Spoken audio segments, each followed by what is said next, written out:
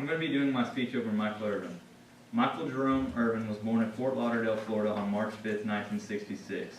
Michael grew up in a very large household. His father and mother both had kids from previous marriages. His father had 2 and his mother had 6. Together, his parents had another 9 children, with Michael being the youngest. During Irving's sophomore year of high school, his father moved his son to St. Thomas Aquinas, a Catholic school. Soon after moving there, Irving blossomed into a heralded recruit. During Irving's senior year of high school, his dad passed away from cancer. After high school, Irving decided to join the University of Miami on a football scholarship. Irving's freshman year at the University of Miami, he would start at wide receiver. During the season, he would have 46 receptions for 840 yards and 9 touchdowns. The University of Miami football team also won 10 games that year and only lost 2. The team also had a bowl appearance, appearing in the Sugar Bowl. They ultimately lost to Tennessee 35-7. In Irving's sophomore year, he had 53 catches for 868 yards and 11 touchdowns. The team had another good year, holding #1 ranking in the polls all season long. The team finished that year winning 11 games and only losing 1. They went again to a bowl game, losing to Penn State 14-10 in the Fiesta Bowl. For the year, Irving's stats were down a little from previous years, but Irving still had 44 catches for 715 yards and 6 touchdowns.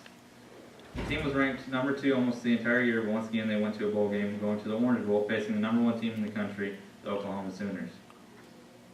The Hurricanes would end their bowl drought with a 20-14 win. With that win, the Hurricanes would finish the season with an 11-0 undefeated record and a national championship.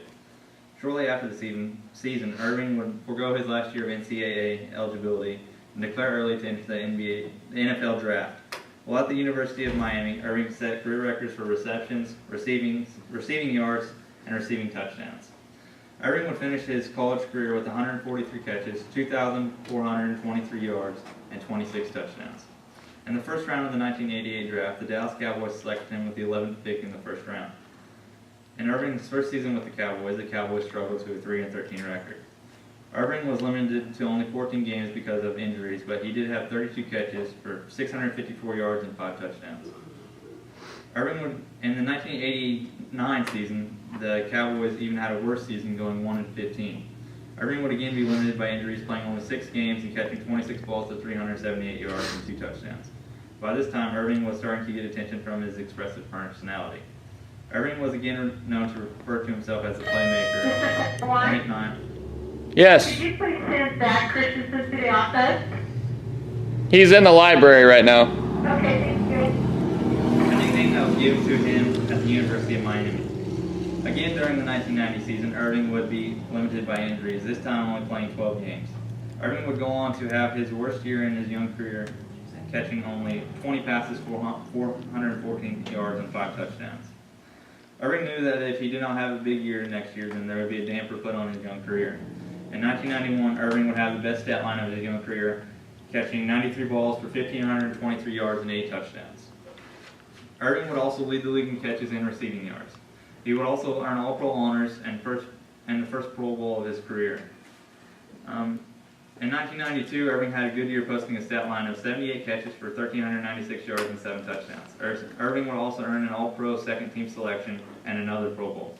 In 1992, the Cowboys would have a great year. They would finish up the regular season with a 13-3 record, a divisional title, and a playoff berth. In the first round of the playoffs, they would face and they would beat their division rival, the Philadelphia Eagles, 34-10. In the second round of the playoffs, they would also win, beating the San Francisco 49ers 30-20.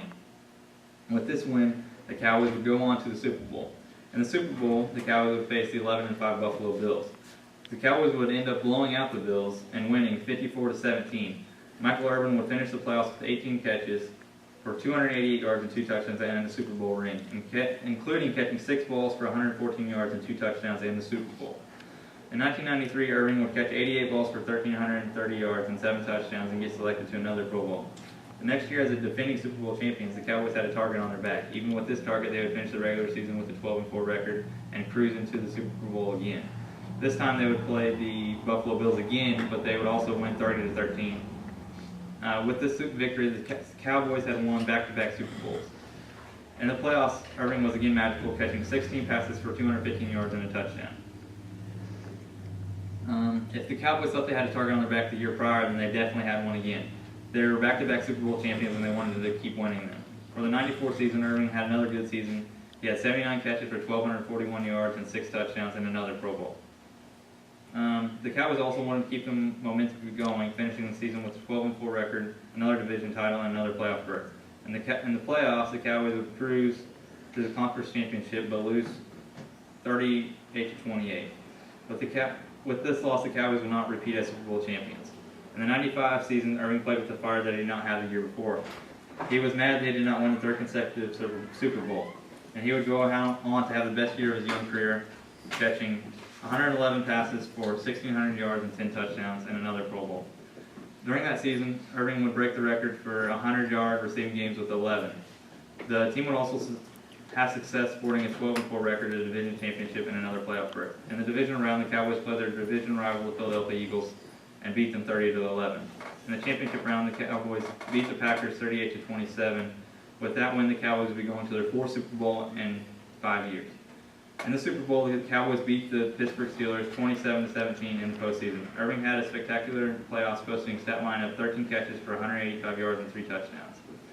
In the '96 season, Irving's ninth season, he was suspended 5 games for being arrested on charges of cocaine possession. After sitting out the team's first 5 games, Irving appeared in 11 games, for which he had 64 catches and 962 yards and 2 touchdowns. The Cowboys went 10-6 and won another division title and a playoff berth. In the wild card round, they played and beat the Vikings 40-15, and in the divisional round, they lost to the Panthers 26-17. In the 1997 playoffs, Irving had another good season, catching 75 passes for 1,180 yards and 9 touchdowns. That season, the Cowboys finished 6-10 and placed 4th in the NFC East and did not make the playoffs. In the '98 season, Irving had another solid year, catching 74 passes for 1,057 yards and 1 touchdown. The Cowboys would finish that season with a 10-6 record and a first-place finish in the NFC East and a playoff berth.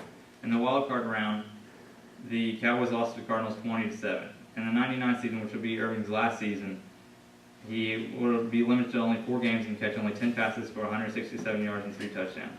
Irving got hurt catching a pass and got his head driven into the turf, resulting in a spinal injury that would temporarily leave him paralyzed.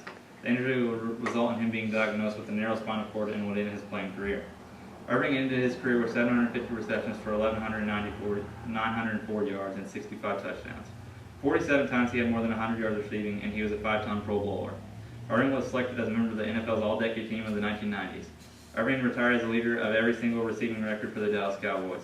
After 8 years of being away from playing in the NFL, Irving was also voted as an NFL Hall of Famer. Irving is known for his very charismatic Hall of Fame and triumph speech that was very heartfelt and very emotional. In 2007, Irving joined the NFL broadcast team. Irving can also be seen on NFL Sundays on NFL Game Day morning alongside Marshall Polk, Warren Sapp, and Steve Martucci.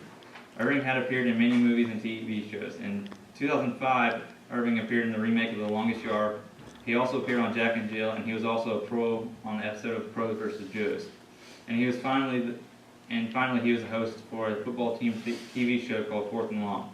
Irving also appeared on Dancing with the Stars in an episode of Bird Notice. Irving hosts a radio show with Kevin Kiley in Miami on Miami's WQAM from noon to 3. In conclusion, Michael Irving did not grow up with much, but his work ethic and desire to be great led him to being a very successful Hall of Fame wide receiver for the Dallas Cowboys and a Pro Football Hall of Fame inductee. Irving would lead the Dallas Cowboys to 3 Super Bowls and a dominant run during the 1990s. Irving was also very successful off the football field, appearing in many movies and TV shows. Michael Irving would retire with nearly every single career and receiving record for the Dallas Cowboys and 3 Super Bowl rings. Irving is considered one of the greatest in NFL history.